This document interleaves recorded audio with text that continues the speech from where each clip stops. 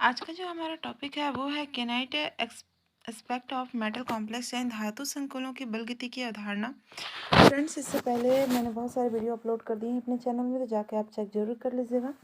इसमें दिया क्या गया है कि जो केनाइट एस्पेक्ट ऑफ मेटल कॉम्प्लेक्स है वो किस तरीके का होता है और उसके कौन कौन से टाइप्स होते हैं। ठीक है, तो चलिए फ्रेंड्स देखते हैं मेटल कॉम्प्लेक्स। आप डेफिनेशन पे ध्यान दीजिएगा।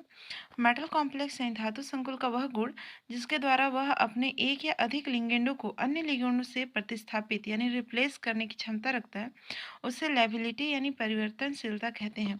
अब ये होता क्या है, देखिए। सबसे पहले तो मैं बता दूं, सेंट्रल मेटल तो आप जानते ही हैं। मैंने अपने पिछली वीडियो में जो सेकेंड ईयर का है उसमें समझा दिया था कि सेंट्रल मेटल क्या होता है। तो सेंट्रल मेटल से जो लिगेंड जुड़े रहते हैं, ठीक है, यहाँ आपके अगल बगल में क्या होते हैं, लिगेंड्स होते हैं। ये क्या करते हैं, इस सेंट्रल मेटल से तो जुड़े ही रहते हैं, साथ ही ये क्या करते हैं, दूसरे सेंट्रल मेटल के लिगेंडों से क्या करते हैं, अपना क्रियाशील स्थापित करने की कोशिश करते हैं। ठीक है, इनका क्या होता है, ये जो बगल के कॉम्प्लेक्स होते हैं उनसे अपने आप को रिप्लेस कर लेना, यानी उनमें चेंज हो जाना, इसी को क्या बोलते हैं, लेबिलिटी बोलते हैं। ठीक है, तो आपको समझ आ गया। डेफिनेशन एक बार और देखिए। मेटल कॉम्प्लेक्स का वह गुण जिसके द्वारा वह अपने एक या अधिक लिगेंडों को क्या करते हैं, अन्य लिगेंडों से परिवर्तित यानी प्रतिस्थापित कर देते हैं, रिप्लेस करने की क्षमता रखते हैं, उन्हें लेबिलिटी कहते हैं। इस अभिक्रिया की जो दर है, रिएक्शन रेट है, के आधार पर टोबे टोबे नाम की एक इंसान है, टोबे ने कॉम्प्लेक्स को 2 पार्ट्स में डिवाइड किया है। यानी कि इसमें जो कॉम्प्लेक्स होते हैं वो दो दो पार्ट्स में होते हैं। बहुत ही इजी सा टॉपिक है ये। तो वो कौन कौन से 2 पार्ट्स है कॉम्प्लेक्स के, वो देखते हैं।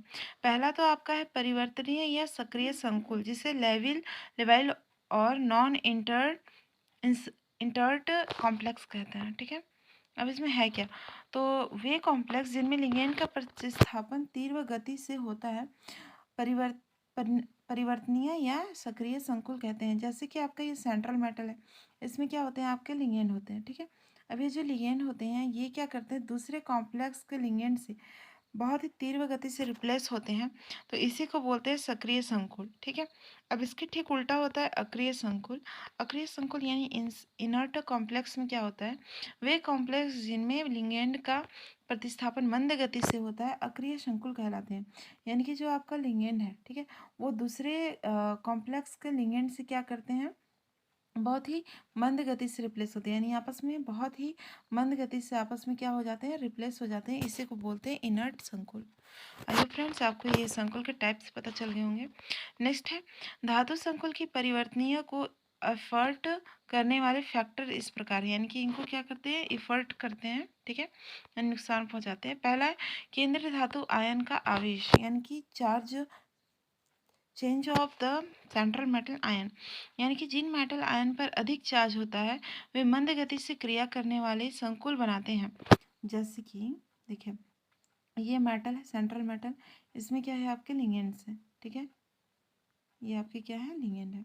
अभी क्या करेंगे, इसका चार्ज क्या होता है, प्लस होता है, मैंने आपको बताया, और लिगेंड के चार्ज होता है माइनस। अतः इसका जो चार्ज है जितना अधिक होगा, ये क्या करेगा, अपने आप को उतना ही ज़्यादा स्थापित रखेगा ये। ठीक है, ये मतलब कि इनको रिप्लेस नहीं होने देगा जल्दी।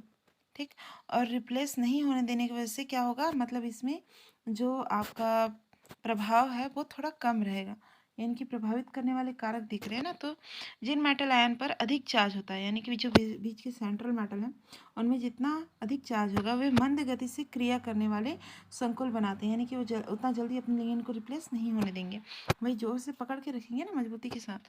अर्थात जैसे कि सेंट्रल मेटल आयन पर चार्ज सेंट्रल मेटल आयन पर चेंज में वृद्धि होती है, उनकी परिवर्तनीयता में कमी हो जाती है। या ठीक है, जैसे यहाँ सेंट्रल मेटल के चार्ज पर, यानी कि जो सेंट्रल मेटल बीच का चार्ज है उसमें प्लस माइनस वाला। ठीक है, यहाँ पे देखिए कुछ कॉम्प्लेक्स है AlF6। ठीक है, इससे थोड़ा सा ज़्यादा चार्ज वाला ये वाला है, फिर इससे ज़्यादा चार्ज वाला ये वाला है।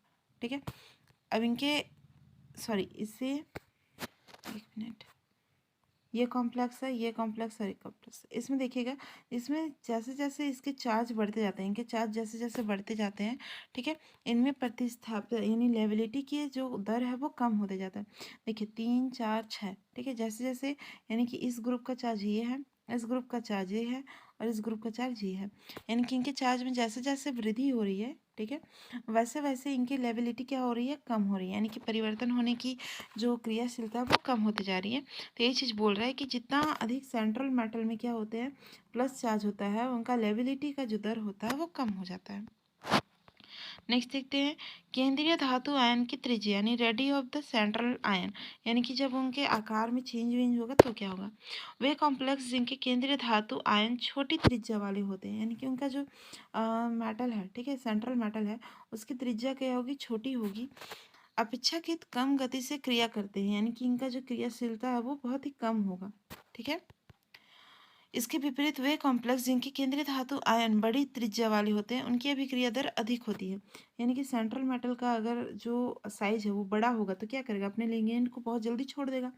और छोड़ने की वजह से, यानी कि आपको पता है ना, हमने पढ़ा क्या है कि जो आपका परमाणु होता है उसका जो भी एनर्जी होता है, यानी कि उसके इलेक्ट्रॉनों को पकड़ के कौन रखता है, नाभिक पकड़ के रखता है। अब एक बात ये, जितना बड़ा एरिया रहेगा, नाभिक का जो एनर्जी है उतना ही कम होता जाएगा, यानी कि सबसे बाहरी कक्षक में इसका एनर्जी बहुत कम पड़ेगा और इसके इलेक्ट्रॉन आसानी से बाहर निकल जाएंगे।